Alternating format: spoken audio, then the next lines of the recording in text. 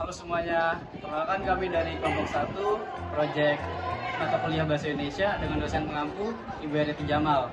Nah, sebelumnya perkenalkan nama saya Riyadi dari Fakultas Hukum Universitas Pancasila dengan tugas sebagai MC. Perkenalkan, nama saya Jacob Fernandes dari Fakultas Pariwisata dengan tugas sebagai MC. Perkenalkan, nama saya Muhammad Alif Kadafi dari Fakultas Hukum dengan tugas saya kameramen. Hai semuanya. Perkenalkan, aku Zahra Safira dari Fakultas Hukum sebagai editor. Perkenalkan, nama saya Safira Aulia Putri dari Teknik Industri sebagai MC. Perkenalkan, nama saya Ade Irman Nasution dari Fakultas Hukum sebagai MC.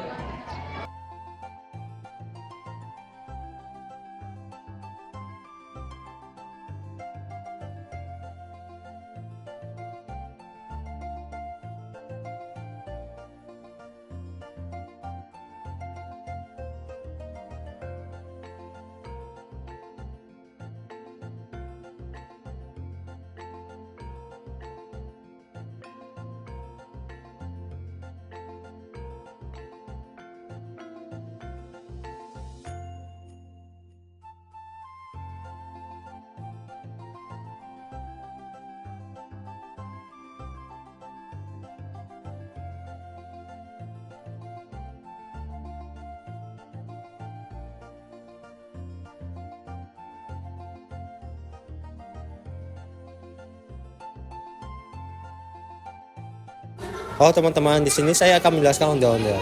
Ondel-ondel adalah boneka raksasa khas Betawi yang dipercaya sudah ada pada zaman sebelum penjajahan Belanda. Ondel-ondel awalnya digunakan sebagai penolak bala dan penjaga kampung. Masyarakat percaya ondel-ondel dapat mengusir roh jahat dan malapetaka. Ondel-ondel biasanya diharap pada saat ada pagebluk, hajatan, selamatan, dan persembahan bumi. Ondel-ondel laki-laki biasanya dibuat seseram mungkin seperti mata yang melotot dan memiliki taring. Sekian, terima kasih.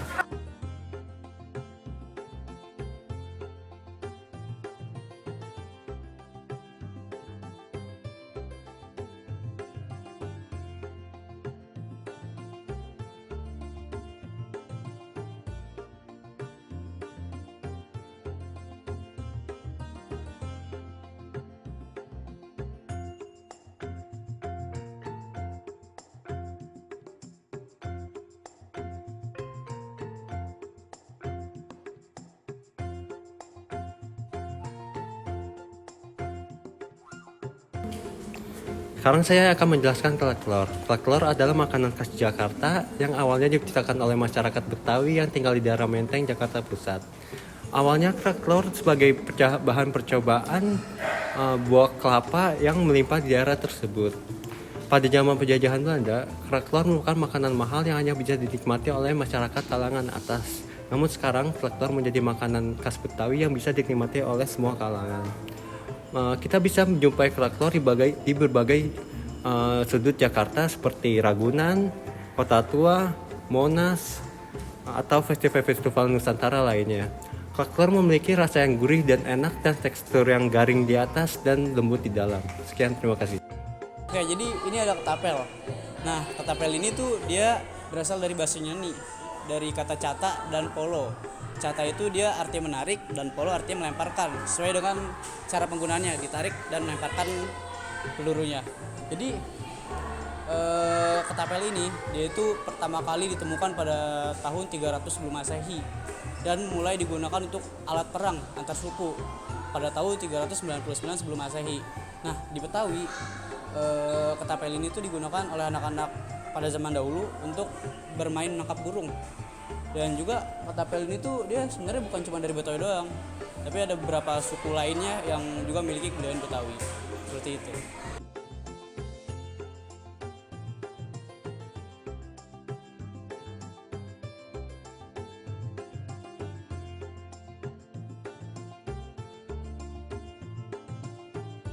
Kita selanjutnya ke sini nih.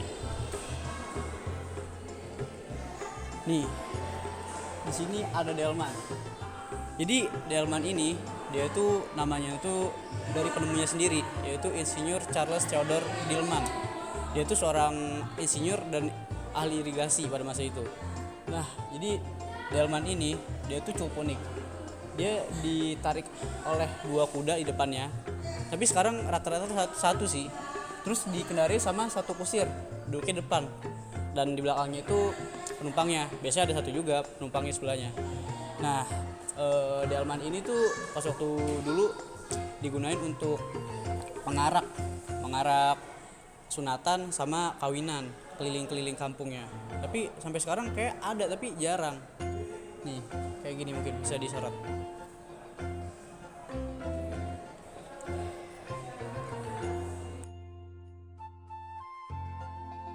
Di sini ada setrika arang. Setrika arang merupakan generasi pertama sebelum ditemukannya setrika listrik. Nah, ditemukannya oleh Yunani kuno pada abad ke-4 1000 Masehi. Dilapisi dengan perunggu. Pada abad ke-15 ini tuh udah mulai dikenal luas di Eropa dan juga digunakan sebagai alat setrikaan, tapi menggunakan perunggu dan besi yang lebih kuat, tebal, dan menggunakan kayu yang anti panas.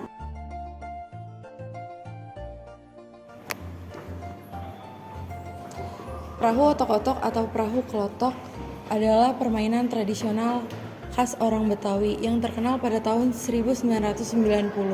Dinamakan perahu otok-otok dikarenakan saat perahu bergerak di atas air bunyinya otok-otok-otok. Perahu otok-otok ini terbuat dari bahan seng atau kaleng bekas. Jadi ini adalah miniatur truk salah satu tradisional dari Betawi. Miniatur truk ini memiliki warna dicat dengan warna merah dan memiliki 6 roda. Nah, roda ini terbuat dari kayu yang berwarna hitam.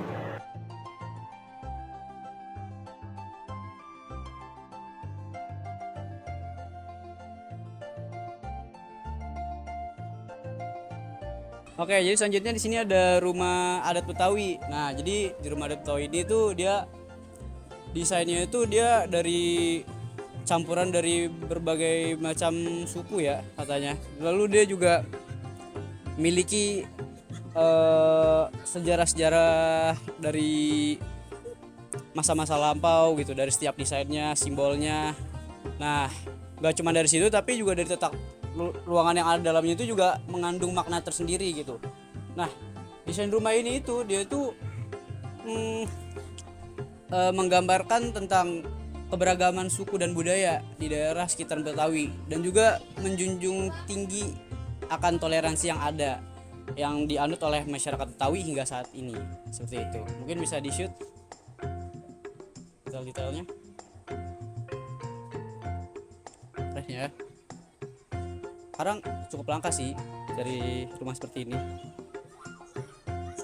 Halo, di sini saya akan mengenalkan jas abang. Jas abang berawal dari konteks pemilihan abang none Jakarta. Pakaian yang dikenakan oleh peserta pria yang disebut abang dan peserta wanita yang disebut none pun menjadi karakteristik yang mencerminkan identitas masyarakat Betawi.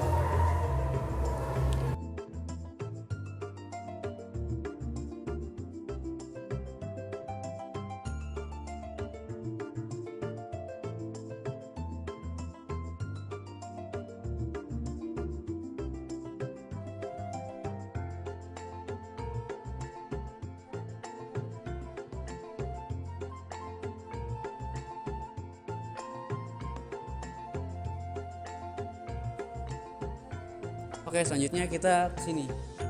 Di sini ada kebaya none. Jadi tampilan seperti ini, dia menggunakan selendang dan juga pakaiannya tebus pandang. Jadi ini digunakan oleh perempuan pada masa ini dalam pemilihan abang none Jakarta. Nah, jadi dia itu menggunakan bahan sifoni atau paris yang menerawang itu diartikan sebagai tembus pandang yang tadi sudah saya sebut ya. Nah, jadi makanya dia tuh membutuhkan lagi pakaian dalam yang berkancing karena agar tidak tembus pandang itu ke dalamnya. Lalu jumlah kancing pada kebaya none ini berjumlah 5 atau 6 kancing yang melambangkan rukun Islam atau rukun iman. Karena kan identik dengan agama Islam gitu di daerah Betawi. Nah, kebaya ini dipasangkan dengan kain tumpal motif, ujung tombak atau pucuk rebung dan dilengkapi dengan selendang yang dijadikan kerudung. Nah, selendang tersebut disampirkan ke pundak sebelah kiri sebagai bentuk menghilangkan sikap sombong dan memunculkan citra perempuan Betawi yang rendah hati dan mulia jiwanya. Pada awalnya, Pakaian yang dinamakan dengan jas tutup ujung serong ini merupakan pakaian yang sering digunakan oleh kaum bangsawan. Namun kini pakaian ini dapat digunakan oleh siapapun pada acara-acara resmi. Mengapa dinamakan ujung serong? Karena kain yang digunakan pada pakaian ini di bagian dalamnya keluar sedikit, jadi terlihat miring ataupun serong. Ini adalah merupakan kebaya keracang. Kebaya keracang ini seringkali disamakan dengan kebaya encim, padahal keduanya memiliki arti dan yang berbeda. Lalu kebaya ini memiliki arti berbordir atau berlubang, yang dimana perempuan memakai kebaya ini dengan motif meruncing ke bawah.